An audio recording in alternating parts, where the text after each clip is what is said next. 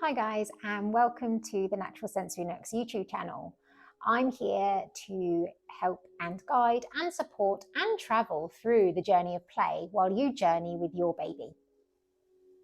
So today I want to talk to you very quickly, it's a short video, about treasure baskets. I get asked a lot about treasure baskets. They've been around and they're quite an old concept of play, but they are an old one but a good one. And they can be incorporated for any age, just as long as the items are safe and interesting. So treasure baskets doesn't actually necessarily mean basket. It can be a bowl or a box or a basket or a tray, anything at all that you can put lots and lots of things in, and that babies and children can generally just jump in and go crazy and use all the items how they wish. Let me give you some examples, because I have quite a few in my sensory classes and in my studio. So I tend to use different varieties, and they tend to stay out majority of the time because they are quite universal for all ages. The first one that we tend to have is this one here. So this is my wooden treasure basket. It has pretty much all wooden items in here that children find really interesting, different textures, different ways of using them. But again, play is very unique, and it's not about how we use the object in a correct way, but more how it becomes interesting. So different types of brushes, and again, you can pick these up in supermarkets, secondhand stores, the good old classic multi-stores that you can go and get a variety of things. The bathroom section is always my favorite area. I go in there, and the kitchen area of the shops, because I can find all sorts of cool, fun things in there. This one is really great. This is one of my favorites. It's a goat's hair brush. So I did buy this one special, but again, you don't have to do that. It's very much selective, but these are great. They're small, they're easy for babies and children to hold, and they feel great. You've got those lovely sounds that you can get from this. So I'm going to see if I can try and move my mic here.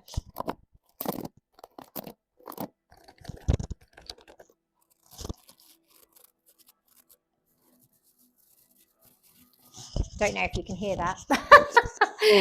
But it's another way of showing you how this basket can be really interesting. Another really fun one, toothbrushes. These tend to be a great favorite. I spend a lot of time either having to replace them, cleaning them, but they come in a variety of colors and are just great fun. Again, they're little, they're easy to hold, they're wooden. So yeah, toothbrushes, highly recommend. Lots of different types. Basting brush, I mean, that's so interesting to children. Little teeny tiny brushes. I think these are nail brushes. It can be a variety of things, and as you can see, that is a treasure basket that any child would love. And again, it doesn't matter how they play with them. The point is that they're exploring the objects, and then later on, as they get older, you can start introducing the real reasons why we have these objects. Another basket that's really interesting is this one. It's quite full. This is my kind of like my soft basket. It's mostly bathroom items, so there are a few other bits in here. And again, you can pick these up in pretty much any shop. I mostly picked these up in supermarkets or natural resource market. So this one's like a real seaweed sponge. It's an actual piece of seaweed, but it's a sponge. Again, yes, it did cost me a little bit of pennyage, but you don't have to go uber expensive. You can just pick up some normal sponges from the supermarket that are like 50p. Flannels are really great. They're so soft, and these are so easy to clean because they can all touch water. So if they get dribbled on or anything like that, they can go in the washing machine, they can go in the sink and get scrubbed. So a lot of my things taste like Milton because obviously I clean a lot. But they're just so soft. Even I just sit here just rubbing the softness of a flannel. We've got gloves. So this is really great because the children can put their hands inside and then they can feel everything in their hands. It's really lovely when they put them on. All hands are all floppy. And there's colour as well. The loofahs tend to be really great, and sometimes if I'm feeling adventurous, I'll have lots of spare ones of these and I'll put them in water so they can see the change of them, because at the moment they're really hard because they're dry. So they're really hard, but when they're wet, they become really squishy and soft, and it's amazing watching the children's face see the different texture and the different way that they can manipulate the sponge when it's wet. So it's always fascinating to see. Another really great one. So although I try to keep plastics out of my studio, there is still a place for some plastics. This is silicone. And as you can see, these are like little sponges. So you can actually use these to do your washing up. So once they finish being played with, you could just use them to wash up. But these are some of the favorites. They're just so, don't know if you can see, they're just like all different. There's lots of little bristles and they're just super textile. Oh, it's amazing. I could spend all day doing that. So yes, a nice bathroom one. Lots of sponges, loofahs, lilies, big long things that you can use in the bathroom. It's entirely up to you what you want to put in there, but this one's a really great one because you can just keep on adding to it and finding new things to put in there.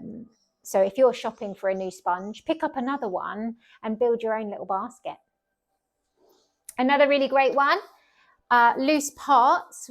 We've looked at this briefly before. The loose parts is the noisiest bowl on the planet. And it's the most interesting because it's noisy. I would usually say this is more interesting to babies once they get to 5-6 months.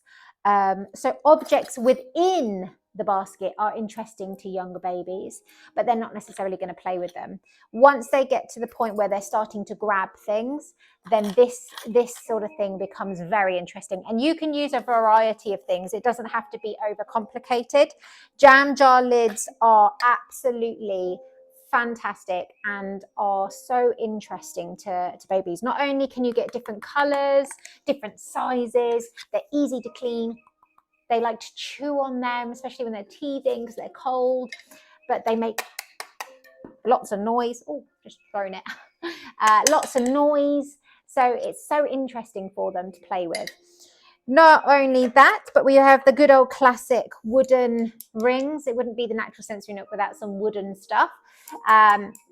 So wood is really great. Not only that, but you could also get things so that they can hang on them. But these are really great fun. Lots of things that you can do with those. Bracelets. So here we've got the classic bangles. Some of you might be having flashbacks to your teenage years. I know I do sometimes. But these are great, and you can see how they make such a lovely little noise. So these are really lovely. And sometimes as they get older, they put them on their arms, and it's so lovely to see. Napkin holders. Napkin holders are fascinating, and there's so many different types. I mean, that's just 3 different types that I have just in here. I have loads in my store cupboard. You can pick these up at charity shops, and they're really easy to clean because they tend to be something that's quite solid, metal or like a plastic or something. This one's wooden, which is bizarre, and these are metal. They're very, very easy to clean, and look how fun they are and colourful, and the textures, like this one's bumpy, this one's glittery, this one's spirally. It's so amazing for them to play with. And then you've got some of these little curtain hook things. These are quite interesting for babies to chew on, and I don't really understand why, because they're material. But who's to say that we make the rules in play? So you can see that these are just so much fun and so versatile, and you can pick them up in different colors as well. It doesn't have to be red, it can be any color. But you will see why it's the noisiest tray. I always know when a child has got hold of this because, well, it's very noisy. But you can let your imagination run wild with you. You don't have to keep to just these objects, but a loose parts tray, as long as it is age appropriate, so nothing that's too small that can go in the mouth or in the ears. Anything for young babies, something that's easy to hold on to. So anything round is generally quite good, or anything that's quite long is quite good, so they can hold on to it and look at it and feel it and taste it if they need to. And as they get older, you can start to get into a bit more delicate, smaller objects as they get into those toddler preschool years. But this could carry on for ages as they grow. So a loose parts treasure basket is just a happy go-to all the time. Keep this out all the time. It will go with any of their games. Now, as I mentioned, treasure baskets don't have to be in a basket or in a bowl. They can be in anything, because that also offers the element of surprise, problem solving, challenge, and the element of inquisitive thought. So these are really great. You can pick any type up, but I have here some little suitcases. Aren't they cute? And they even have the little locks on them that are really easy for little fingers to just flip up and down. And they have their little handles, so you can they can pick them up and walk around with them. So lots of schema play can happen here. And if you haven't heard of schemas, I'm sure we'll touch on that at some point. But it's a schema of being able to transport things from one place to another inside something, which would be absolutely amazing. But suitcases are really great. And again, you can pick things up like this in secondhand stores, or even just a bag. So you can get some fancy cool bags, like old-fashioned bags that you clip open and shut. They're really great. And again, you can pick them up at charity shops. It's great to just hunt around. And the things that you can put inside are plentiful. So in this little one, I've got some square textures. So you can see here, they're all different textures, different colors. There's like a Velcro-y one, a netted one, squishy green one. I've got some old fabric samples. Don't underestimate the free samples online, guys. There's lots of them here. All different colors, all different textures. This one's one of my favorites, a fluffy one. And they just hide inside. And children love seeing those inside, so they can try and get those out. And this one, I have scarves. Children absolutely love scarves. They love them for dressing up. They love them to just throw around. There's just endless opportunities to play with scarves. And again, they don't have to be fancy. These are from a charity shop, and I just washed them in a laundry bag, and now I have plentyfuls of them. This is just a small amount. I have more in the cupboard for when these ones become a little bit ratty, but they're just so much fun, and they're all different textures, all different colors, and all different sizes, so they can be used in different ways. So these just hide in there as well. And then in my last one, I think I've got some balls. So these are actually tumble dryer balls. You put them in the tumble dryer, keeps your clothes all fluffy and separate. They're made from wool. So again, lots of natural material here.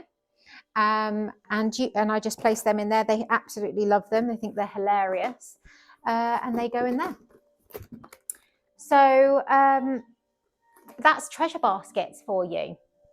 Again, doesn't have to be overcomplicated. You can see here, I've got another one here. There's literally treasure baskets everywhere in the studio. You can have them everywhere in your house as well. You can put a couple in the kitchen, maybe some bowls, in their bedroom, maybe some little suitcases, baskets in the living room or their playroom. However it looks for you. Look at things and think, can I put that inside something? It adds challenge. So again, make sure it's age appropriate. These things are quite easy for little babies to use. Scarves are great for those teeny tiny babies. And of course, obviously the texture squares, and you can pick, you don't have to buy them. You can get free samples online for little fabric tasters. These are really great for any age. Let your child explore them however they want and be involved in their play. Ask them questions about it. Not only will it promote language and discovery, but also it will get them thinking about how they could play with this object and how maybe it could be used for something else other than the thing that they're already doing. So if you've got some baskets or some bowls or boxes anywhere that could be used, give it a try now, and maybe put a comment down and let me know how it turned out. If you can like this video and maybe even subscribe, that would be really awesome. And until the next time, see you later.